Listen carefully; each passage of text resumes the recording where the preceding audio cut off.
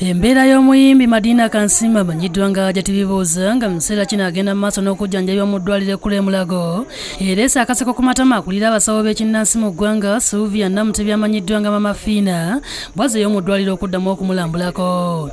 Jatibibuuza mu kiseera kino avudde mu kagaali mw'abadde atambulira nga kati asobola okutambula era olulabye ku Mama Fiina n'afa essanyu n'amutambuliramuuko nga bamwebaza okumuzza engulu.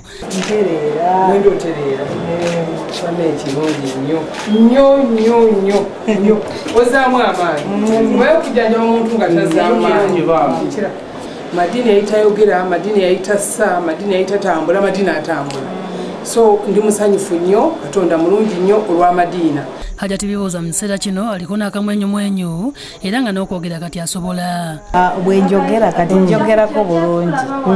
Njogera bulungi nnyo kati Katonda agenda kuyamba nterere kuba kati owulira nga njogera ebigambo nga byatuka. So nsaba abawagizi mweyongere okuwagira Madina, mweyongere okwagala Madina ate era abeebazizza nnyo. Mwebale musabire essaala zammwe zikoze kinene nnyo. Agumizza abawagizi be nti oluvannyuma lwa Mama Fiina okumujjanjaba agenda kukomawo afulumye n'olutambi lwe olwaseka muli kansa ze. Manyi Allah ye yakuleeta n'ofuuka n'onzijanjaba. Twafukamidde ne Pastor Bugenda. Tusabire tuga Mukama gwe yatonda Madina gwatonza abantu. Mama Fiina ategeezezza nti eky'omuyimbi ono okukuba ku matu n'okutambula kimuzizzaamu amaanyi bw'atyo n'asuubiza n'okumuyambako mu kufulumya olutambi lwe. Sina buyinza kwebaza abasawo ba Mulago kubanga abantu bafiira eyo nga balowooza nti Mulago tekola ku bantu. Olwaleero Mulago empadde essuubi nti buli muntu aliyo ng'ali bubi ajje Mulago ajja kufuna obujjanjabi.